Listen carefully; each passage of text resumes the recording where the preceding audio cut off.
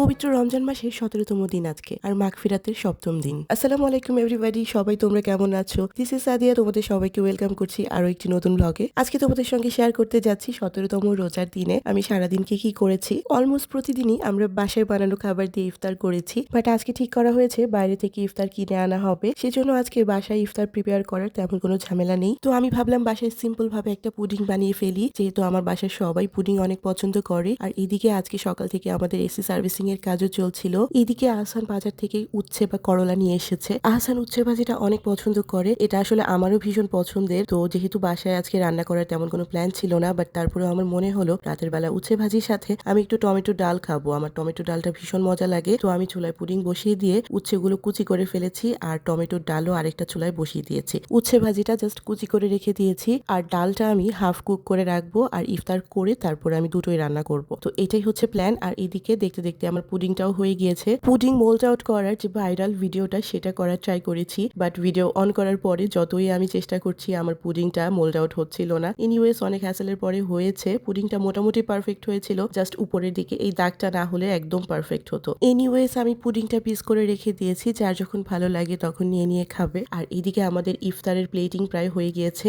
এক একজনের এক এক রকমের ডিমান্ড ছিল। এটা আমার প্লেট, আমি চিকেন শর্মা অর্ডার করেছিলাম। আসলে সবার কাস্টমাইজড প্লেটার ছিল, কেউ চিকেন গ্রিল খাবে নান দিয়ে, আমি যেমন চিকেন শর্মা খাচ্ছি, আহসান শর্মা খাচ্ছে। আর বাবার হচ্ছে ফ্রাইড আইটেম গুলোই বেশি পছন্দ, সেই জন্য বাবার জন্য ট্র্যাডিশনাল ইফতার যে প্লেটার হয় সেটারই আয়োজন ছিল। তো যাই হোক, ঝটপট আমি ইফতার করে একদম কিচেনে চলে এসেছি। এই যে আমি ডালের বাগারটা রেডি করে ফেলেছি, পেঁয়াজ রসুনের বাগার। তো এটা আমি ডালে দিয়ে দিচ্ছি। আমি ডালটা আগে মোটামুটি কুক করে রেখেছিলাম, এখন হচ্ছে বাগারটা দিয়ে দিব আর লবণটা টেস্ট করব। তো দ্যাটস ইট। কারণ হচ্ছে যে কোনো জিনিস রান্না করতে গেলে রোজা রেখে আসলে আমার লবণ টেস্ট করাটা একটা বেশ চ্যালেঞ্জ হয়ে যায়, কারণ আমি রোজা রেখে লবণ টেস্ট করতে পারি না, বা আন্দাজে করি, অনেক সময় দেখা যায় কম হয় বা বেশি হয়, এরকম একটা ভয় থাকে।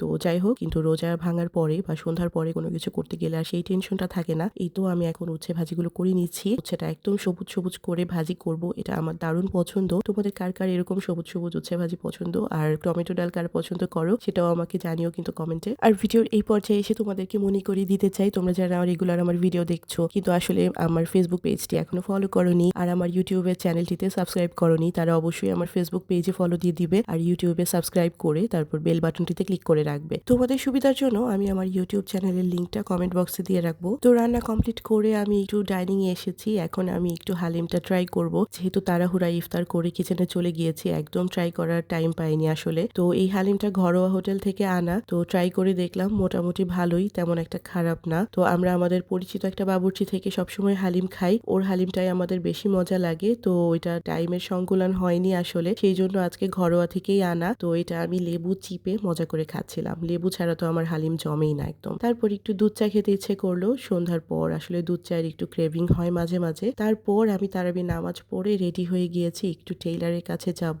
আর একটু জামার যে লেসিং এর একটু প্রবলেম হয়েছে সেগুলো ঠিক করাতে একটু লেস কিনতে যাব। আহসান মসজিদ থেকে নামাজ পড়ে চলে এসেছে, তো আমরা এখন একসঙ্গে চলে এসেছি মার্কেটে, মানে লেসের দোকানে চলে এসেছি। এই লেসের দোকানে বেশ হ্যাসেল করতে হয়েছে, আমার পছন্দ মতো কালার ডিজাইন পেতে আসলে অনেক খোঁজাখুঁজি করতে হয়েছে। তারপর লেস নিয়ে আমি চলে আসি চুড়ির দোকানে। আমার হাতের এই সুন্দর চুড়িগুলো আমি বাণিজ্য মেলা থেকে নিয়েছিলাম, আমার বেশ পছন্দ হয়েছিল, আমি রেগুলার ইউজ করি। তো আমি ভাবলাম এই সেম ধরনেরই আমার শাশুড়ি মায়ের জন্য এক জোড়া নিব। তো আমার শাশুড়ি মায়ের জন্য আমি এক জোড়া চুড়ি নিয়ে নিয়েছি, একটু ডিফারেন্ট টাইপের বাট কাছাকাছি ধরনের ডিজাইন। এতক্ষণ মার্কেটে হাঁটাহাঁটি করে বেশ গলা শুকিয়ে যাচ্ছিল, তো আমরা জুস বারে গিয়ে একটু fresh sugar cane juice try করলাম, বেশ ভালোই লাগছিল। তো আজকের ভিডিওটা এই পর্যন্তই থাকছে, আর বেশি বড় করছি না। কেমন লেগেছে আমার ভিডিওটি সেটা কমেন্টে অবশ্যই আমার সঙ্গে শেয়ার করবে। So thank you so much for watching my video. দেখা হবে ইনশাল্লাহ নেক্সট আরো একটি ভিডিওতে। সেই পর্যন্ত সবাই অনেক ভালো থাকবেন, সুস্থ থাকবেন। আল্লাহ হাফেজ।